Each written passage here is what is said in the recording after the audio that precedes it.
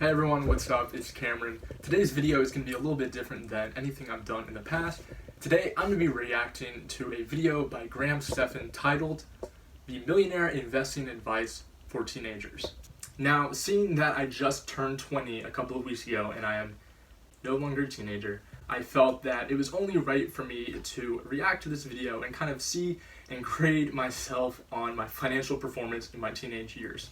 Now, I have a hunch that I've already implemented a lot of things that he's going to mention in this video, but I think regardless of that, it's really going to be interesting just to see the advice that he has for teenagers. Graham is someone I've really looked up to on YouTube. I've been watching his videos for the last couple of years, and really he has taught me so much about personal finance, and I really owe a lot of what I have and the knowledge that I know to him. So with all of this being said, let's get the video going. So before I start the video, I just want to be clear. I'm putting the video on 1.5 speed. Hopefully you can bear with 1.5 speed, but let's get into the video and see the advice he has for all of us. What's up, guys? It's Graham here. So I have to say, this is probably one of the most requested topics I have ever consistently got on my channel. And just trust me when I say this, no matter what you want to do with your life, or how much money you have right now, or how much time you have right now, if you just watch this video and implement even just a few of the things that I talk about here, I guarantee you will be ahead financially. So with that said, sit back, relax, and this is what I recommend. So here's my first piece of advice. As soon as you turn 18, go and get a credit card. I want you to skip the presents and the birthday cake, because that's not going to make you money. And instead, you got to get a credit card, and that is going to be your birthday present to yourself. And if you're... So, first step, get a credit card. I am now 20 years old, so it's been a couple of years since I've been eligible for a credit card, but I do, in fact, have a credit card. I actually have two. One of them is the Discover It card, the student edition, and the other is a Bank of America student credit card. I think I got these shortly after I went away to college, so I was just turned 18. So number one, go get a credit card. Check that off the list. I'm looking good so far. Credit cards had on them. And I basically grew up with the mentality that credit cards were pointless, they were evil, and you should always pay with just a debit card or cash. You should never use credit. So I was pretty much like the teenage version of a Dave Ramsey. So I actually have to agree with that too. For the longest time, I thought there was absolutely no reason for me to ever have a credit card or to ever buy anything, not with cash. Even up to a couple of years ago, I thought I would only ever buy cars and even my house with cash. And now I see kind of how that really isn't very smart, and how your money can go a lot further if you keep it in investments while you kind of pay off something down the road. I just always knew that I didn't really see the need, but now that I do and I see you can get sweet cash back rewards from it, I see all the benefits, and I think it's very important to get a credit card. And I also know that there's a lot of kids my age who don't see the point of it, and they don't really understand the benefits of building your credit score and just how important that is later on in your life. But I definitely agree with him. Getting a credit card is a very important step to take. Now, secondly, assuming you don't already have one and you're over the age of 18 years old, go and open up now your own bank account. I think it's incredibly important that you have your own bank account that is solely in your name, that only you have access to. I think it's just the next logical part of being a financially responsible, independent adult. And I would say most of... So I feel like this one's very straightforward, and honestly, just living in the 21st century, I feel like it'd be very hard to be a teenager, 18, 19 years old, and not have a bank account, just because of how much is on Venmo, and also just online shopping. At a certain point, you want to be buying stuff on your own card, and you don't always want to be having to ask your mom for her account information. So definitely go open up a bank account. Yeah, I guess this is for teenagers, so if you're 13, still go open a bank account, but definitely an important step along the process. And also, as a third option, you can look into a local credit union. Usually these have really great services, there's no fees, and an overall really good customer service. So he mentions Ally Bank and Bank of America because they have good programs. They don't really offer too many hidden fees, and this is definitely something that's very important. I have an account with Wells Fargo simply because there's a lot of branches where I live in Naples, Florida, and also my parents have accounts through them, so it just worked best for them, so they can transfer money all around. But I definitely agree with him. Bank of America had some very annoying hidden fees with their savings accounts, so if you withdrew too much money, or if you had an account balance below their minimum required, it would charge you $15. So $15 every once in a while, that certainly adds up. So definitely take that into consideration. Make sure you get a bank account that doesn't have too many random fees because they do add up. Third, as soon as you can, once you're over the age of 18, go and sign up for a Roth IRA. Again, this is another one of those things that I should have done when I was 18 years old, but back then I had no idea what a Roth IRA was, I had no idea how it worked, and how was I supposed to know I should have done this? It wasn't until a few years later that I was on Reddit and someone suggested I get one. I was like, wait a second. Why haven't I done this sooner? This is awesome. I'm going to go and set one up. And if you're not familiar with what a Roth IRA is, all it is a retirement account that lets you contribute what's called post-tax money. That just means that you've already paid taxes on the money you contribute to that account, and then after the age of 59 and a half, all of the profit that you've made within the Roth IRA is yours to keep completely tax-free. So, number 3, get a Roth IRA. Boom. I was lucky enough to open up an IRA account, a Roth IRA account, a couple of years ago once I started working. My dad has always seen the importance of a Roth IRA, and so he really got me and my brother set up and going with our IRAs. Even though I really wasn't contributing much to it in the early years, later on when I was starting to watch more of Graham's videos, I saw the importance of it, and really up until 2 years ago, I really hadn't invested anything. I was pretty bad with it, but 2 years ago, I started contributing all of my income that I got from my job into that IRA, and finally, last year, I was able to max out the IRA, which was a very big accomplishment for me, so I maxed out for the year. I'm still working on it this year, but he'll talk about it more, just how big compound interest can be and just how much it adds up over a long period of time. And this is something that most kids my age haven't even heard of, unless they might be business majors. But even as business majors, so many of them know about it, but don't even have accounts themselves. So this is kind of something I've been really trying to influence my friends, tell them just the importance of it and compound interest. So I think this one is extremely important, and you know, if you can contribute to this consistently, you are going to be set up for the rest of your life.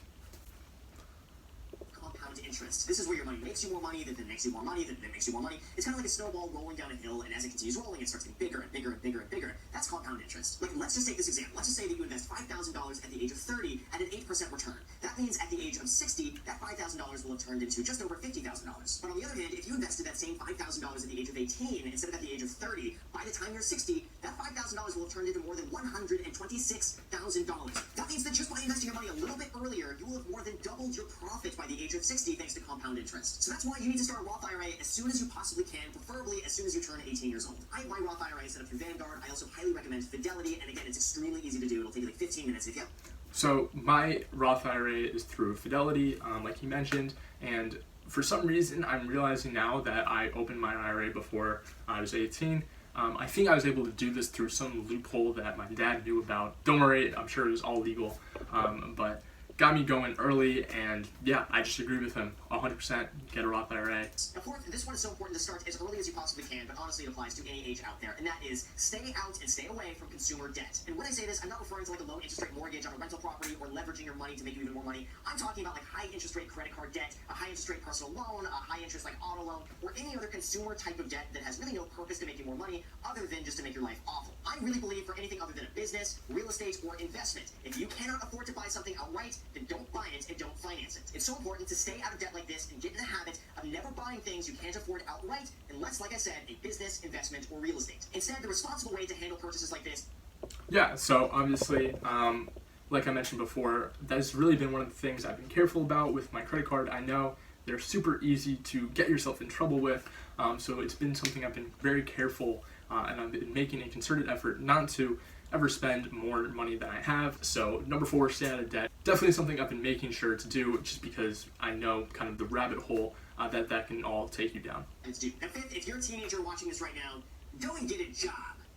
Seriously though, go and get a job. I know I sound like an old man saying this. I sound like the type of person who's like, get on my lawn. But seriously, go and get a job. If there's anything that set me on a successful path and got me on the right track to things, it was this. I got to see how the business was run, I got to see the importance of customer service, and I got to see what it was like to actually make and save my own money. Having that type of experience was absolutely invaluable, and I really believe it was that just helped shape my entire future going forward.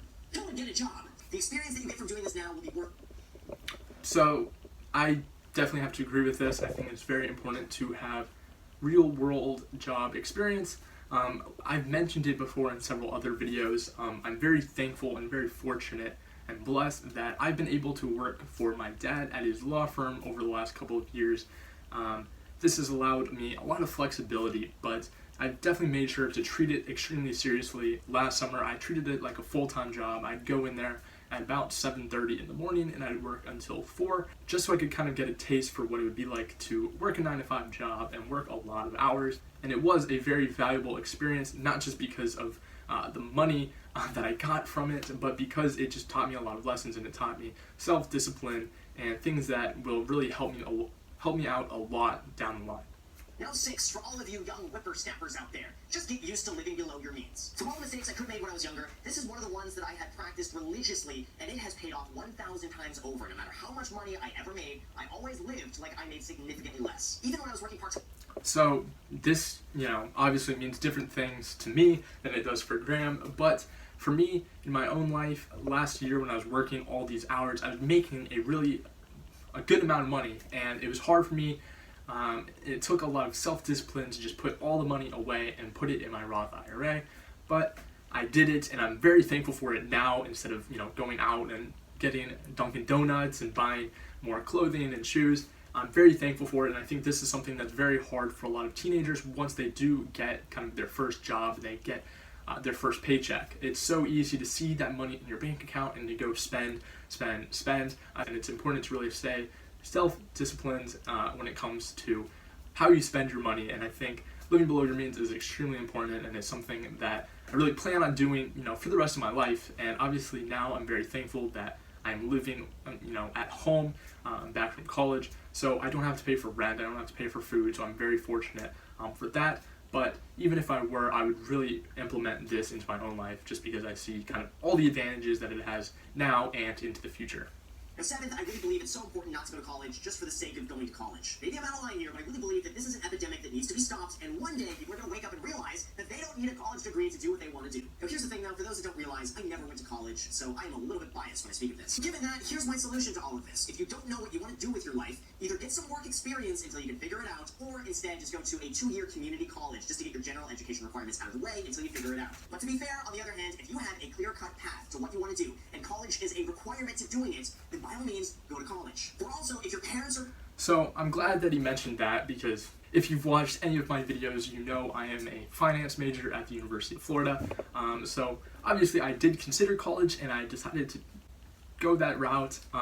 But I certainly do agree with him. Even at UF, I see so many students taking on a lot of student debt and taking it on for pointless reasons. They're not getting any value out of their degree. They're getting stupid degrees that, really once they graduate aren't going to be worth anything more than if they just didn't even go to college at all. But for me personally, I really do have an idea in my head of where I want to go with my life and where I want my career to take me, and it just simply wouldn't be possible without a college degree. For me personally, I really want to work on Wall Street, and that just simply wouldn't be possible without having a degree of some kind. Now, I 100% agree with him. A lot of jobs and careers, you don't need a college degree, but for me personally, it just only made sense to go to college. So number 7, I don't know if I'm necessarily breaking the rule or what, but I definitely think that my college degree is going to be very worthwhile and will pay for itself tenfold later on in the future. So the other thing that Graham mentions in this is that if your parents are paying for college, by all means, go for it, enjoy it. And I, again, am very fortunate to have my parents paying for my college education. I'm lucky enough that they set up a 529 college account for me when I was very young. So right now my college is paid for. I also was able to earn a full tuition scholarship to the University of Florida, so that takes a big burden off the finances, just because tuition is really the big bulk of it. So again, that kind of falls in line with everything that he was saying and when it did make sense to attend college. For most people out there, all you need to do... Before he gets into this last tip, I just have to give Graham a shout out. He's probably gotten about $10 in revenue just from the AdSense in this video for me alone. I keep on getting these unskippable ads pop up, so shout out to you, Graham, for getting that ad revenue. do is invest in a low-cost, broad index fund, invest in that consistently, and then invest with the expectation of holding it for the next 30 to 40 years. That is literally all you need to do. This could be Fidelity's fund. I will throw it up on the screen here. It could be a Vanguard fund like VT Sats or VFIX, or even a target date Vanguard retirement fund, which I will put right here too. And if you just do that one investment, chances are that is going to be your full retirement by the time you're older, and it's just that. On the other hand, if you're not going to be doing this and you want to take more risk with your money, now when you're young is the time to do it. Like if you want to go and start a business, now is the time to do it. If you want to go and gamble on cryptocurrency, then now when you're young is the time to do it. And if you lose money at something like this, then at the very least you got it out of the way early on. And if you're successful with it, then hey, you know what? You set yourself up financially and maybe you're a little bit further ahead. Either way, I think you win. Like it's a lot better to lose a small amount of money at 18 years old than a large amount of money when you're 40 years old. So any learning experiences like this, just get them out of the way early on. So again, I fully agree with everything that Graham is saying. For me, my own portfolio within my Roth IRA, I think I'm invested in 3 different index funds. The majority of my money is in a value fund, and then the rest is kind of between a growth fund and then one other fund that of course I can't think of on the spot. But like he mentioned, this is a pretty risky investment. It is, 99% in domestic stock. So with the fluctuations of the market, it can be, pretty detrimental to me. And, for example, when the market looked like it was crashing during the beginning of the crisis, I lost, almost a third of my net worth, which was very painful to watch. But because, I didn't panic and I stayed in, it has climbed back to kind of right about where it was, so I'm very thankful for that. But like he says, time in the market beats time in the market, and like I've mentioned several times, I'm in it for the long run, so there's no need to worry about any fluctuations in the prices now, because 50 years from now, it's going to all work out, and it's going to be a pretty hefty number. And that, ladies and gentlemen, is all of my advice for anyone who wants to know what to do when they turn 18, or anything that they can do as a teenager to set themselves up financially. So with that said, you guys, thank you so much for watching. If you haven't already subscribed, make sure to... So guys, that's the end of his video. Quick recap, it looks like I checked all the boxes. I am following everything that he suggested for one day becoming a millionaire. I'm very happy to see that. I'm not too surprised. A lot of things were decently generic, or at least if you had followed his videos for a while, you would know most of them. But I'm very thankful for that, and this is something I really do take great pride in. I take my finances very seriously, and I am aware of how important they're going to be, not just now, obviously, but later on down my life, and that if I do it correctly now, I can be set up for the future. So with all of this being said, guys, I really hope you enjoyed the video. I really hope you learned something. If you have any questions at all, reach out to me on Instagram right here. DM me. I'd love to talk to you. I love finance. So with all of this being said, I really hope you guys enjoyed the video. Please like, comment, and subscribe, and I'll see you in the next one. Peace.